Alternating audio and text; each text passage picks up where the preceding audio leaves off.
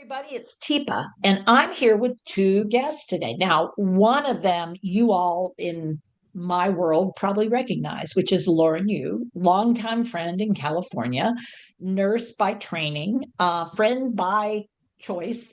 And it turns out she introduced me a while back to a friend of longer standing than me. As a matter of fact, they were teenagers together.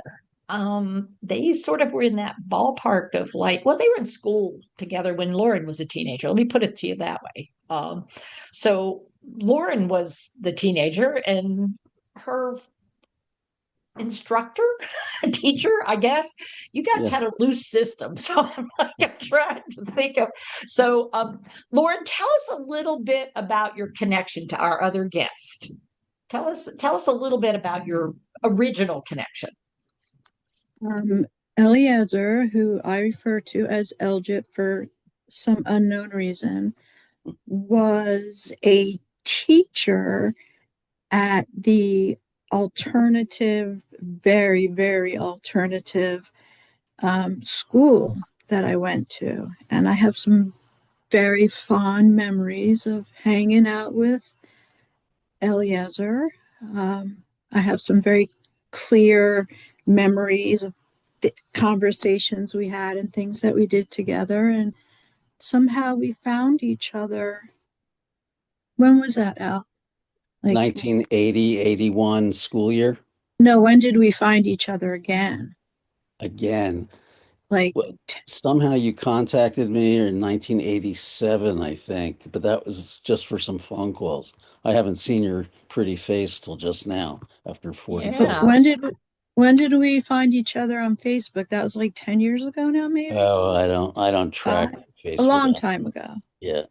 It's very good to see you, Al.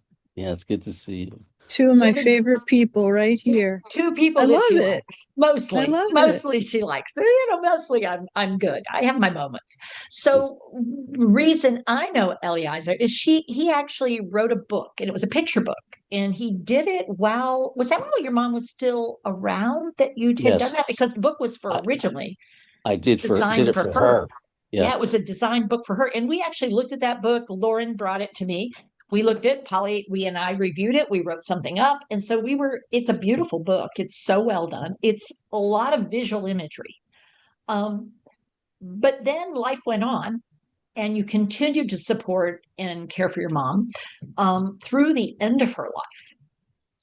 Through the end of Correct. her life. And after that, you created uh, a book based on the experiences of going from, huh, we've got something cooking here to, oh, okay, we got to get through this. We're going to figure it out. We can do this. Oh, God, this is miserable. I hate this. But we can figure out. So you landed in a certain place because the title of the book indicates you landed in a certain place. Tell us about the title of the book. How did that come to be? Well, there was a glut of information online and bookstores and blogs and videos about the horrific journey that people go on when a beloved family member or spouse or whatever, usually a parent, Loss, grief, despair, when they anger, first show frustration, signs. trapped. Right. Yeah, So all we those out, negative words.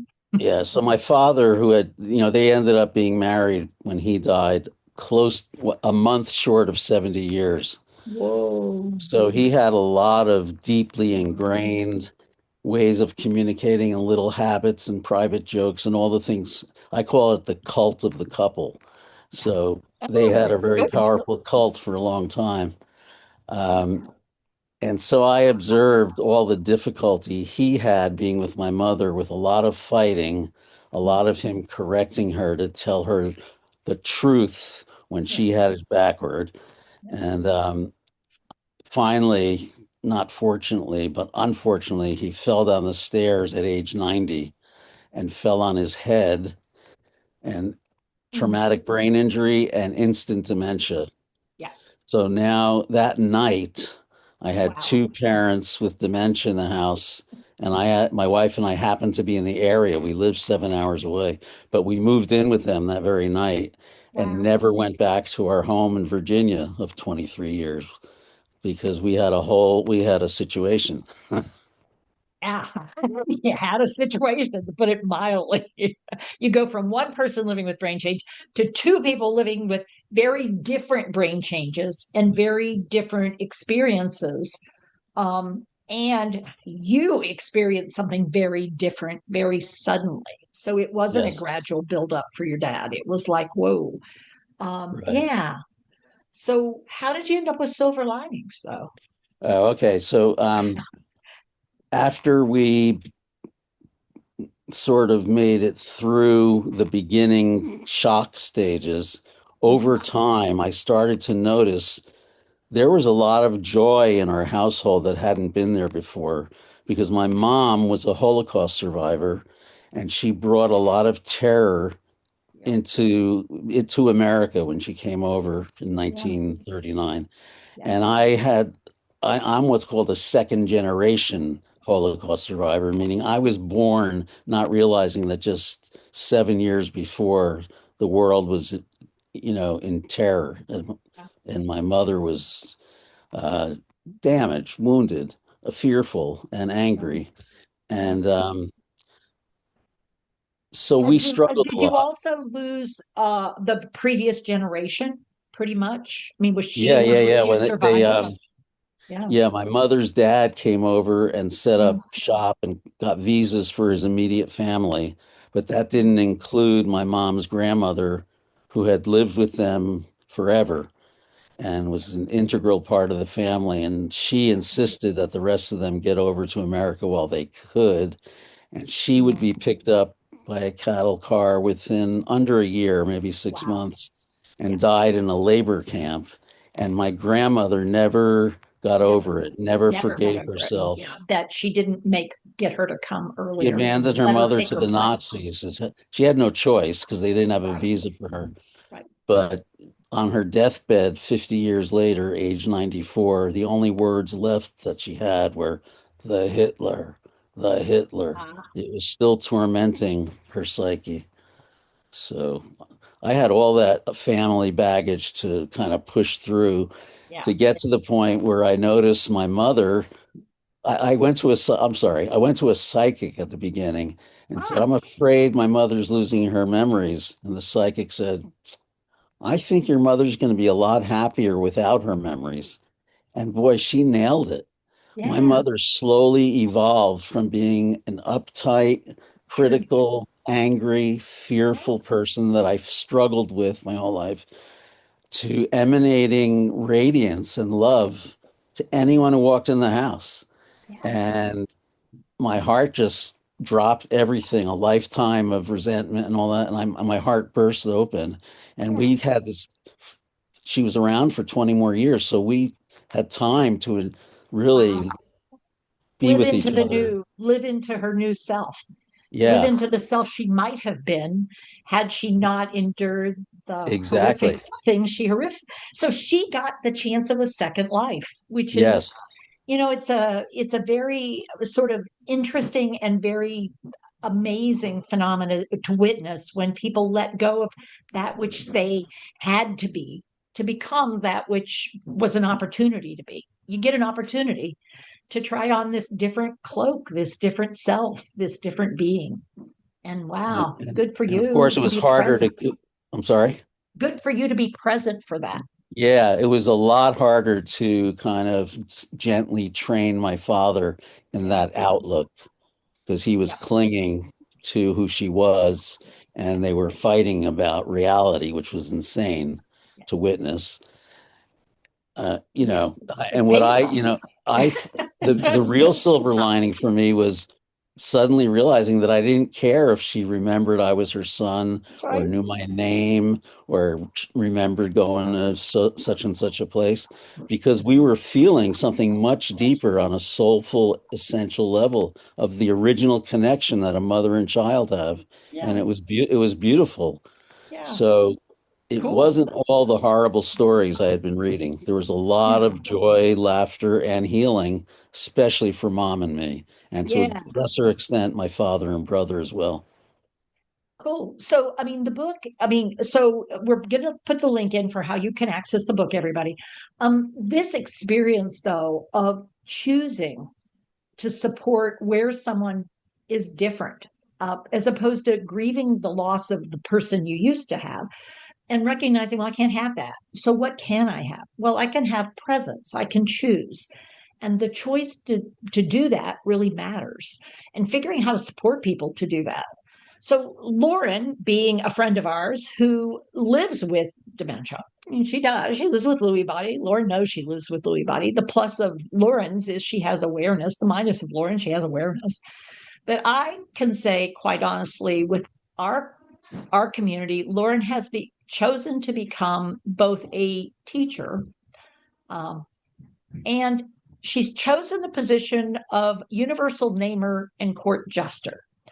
And that's, yes, you were. Keep, keeper of the Keeper, frolic. keeper of the frolic. Well, there was the court jester for a bit, and I'd forgotten you changed your title. I'm so sorry. This happens. I get behind the times. Keeper of the frolic. And keeper of the frolic is the person who helps us see the bright side, that light side, the silver linings within our Uh, organization. So it's interesting how, after maybe 40 years apart, y'all have very similar outlooks on life, even though you're on the opposite sides of the lens. yeah.